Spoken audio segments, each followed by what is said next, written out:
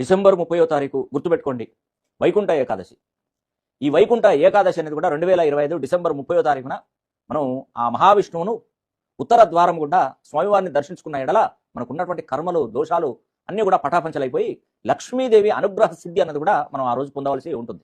కాబట్టి ప్రతి ఒక్కరు కూడా ఉత్తర ద్వార దర్శనం గుండా ఎవరైతే ఆ స్వామివారిని దర్శించుకుంటారో మీకు తప్పకుండా మళ్ళీ నెక్స్ట్ ఇయర్ వరకు కూడా మీకు అభివృద్ధి అలాగే ఉంటుంది. లైఫ్ అంతా కూడా డెవలప్మెంట్ అంచెలంచెలుగా మీరు ఎదుగుతూనే ఉంటారు. ఒకసారి నేను చెప్పినట్టుగా నా మాట విని ఒకసారి మీరు ఆ స్వామివారిని ఉత్తర ద్వార దర్శనం గుండా మరి వైకుంఠ ఏకాదశి రోజున మీరు చక్కగా మీరు ఆ స్వామివారిని దర్శించుకోండి. అదేవిధంగా ఈ వైకుంఠ ఏకాదశి నుండి ఒక 5 రాసుల తలరాతలు మారబోతున్నాయి.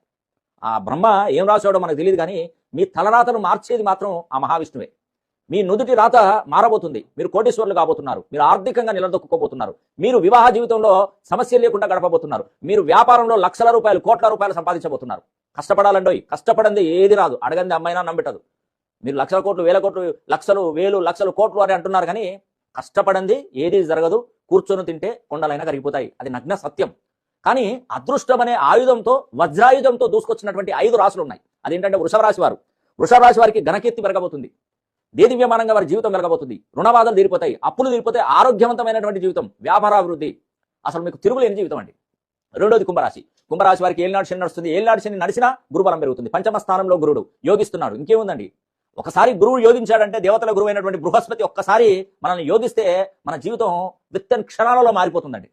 మన లైఫ్ టర్న్ అయిపోతుంది. జీవితంలో మనం ఎన్నడూ చూడనంత ధనాన్ని కూడా చూస్తాం. ఆ గురువు మన యందు ఉంటే ఇప్పుడు ఉంది కుంభరాశి వారికి.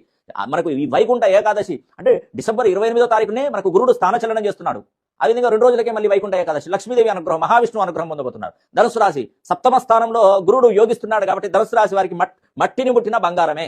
ఖచ్చితంగా మీ జీవితంలో ఒక మార్పును చూడబోతున్నారు. అదేవిధంగా నవమ స్థానంలో తులారాశి వారికి గురువు యోగిస్తున్నాడండి. దానివల్ల ఏంటంటే దీర్ఘకాలికంగా ఉన్నటువంటి మొండి సమస్యలు, అప్పులు, రుణబాధలు అన్ని కూడా పటాపంచలైపోతాయి. మీరు